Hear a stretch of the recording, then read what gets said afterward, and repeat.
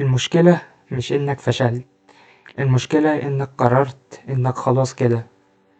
على فكرة إحنا مش بنستسلم علشان مش قادرين، إحنا بنستسلم علشان تعبنا نستنى.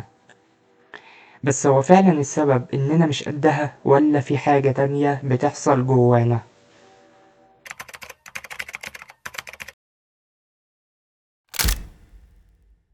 الفكرة إن إحنا اتعودنا على السرعة، تطلب أكل يوصل، تطلب عربية تيجي، تضغط زرار الحاجة تحصل. بس النجاح مش زرار. لما تبدأ حاجة جديدة مش هيبقى فيه تسقيف، مش هيبقى فيه نتيجة واضحة أصلا، مش هيبقى فيه حد بيقولك كمل. فالعقل بيترجم ده على إنه خلاص مفيش فايدة، وقف اللي إحنا بنعمله.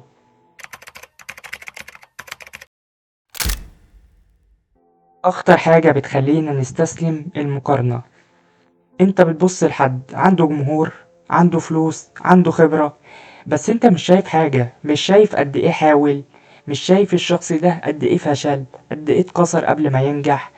أنت بتقارن بداية طريقك أنت بنهاية طريقه، فطبيعي تحس إنك متأخر.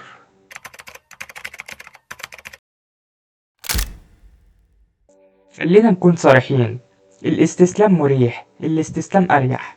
لما تقول خلاص مش هكمل بتحس براحة لحظية كده. طب ليه؟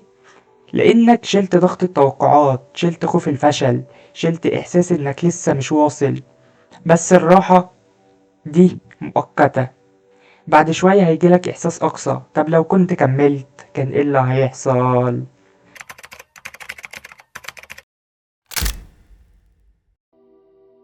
يمكن المشكلة مش إنك ضعيف، يمكن المشكلة إنك مستعجل. مفيش حد بيتعلم يمشي من أول محاولة، مفيش طفل بيقع مرة ويقول خلاص كده مش لازم أمشي. بس واحنا كبار بقينا عايزين نقع مرة واحدة بس. طب لو وقعنا خلاص بننسحب.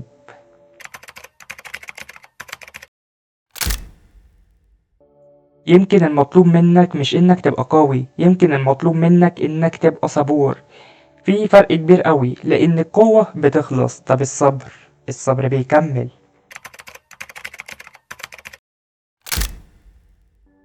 مش كل مرة تقع فيها معناها إنك مش قدها، أحيانا معناها إنك لسه بتتعلم تمشي. المرة الجاية اللي تحس فيها إنك عايز تستسلم، اسأل نفسك سؤال واحد: هو أنا تعبت ولا أنا بس مستعجل؟ يمكن الإجابة دي تغير كل حاجة. كنت معاكم في مساحة اسمها تفكير بصوت عالي.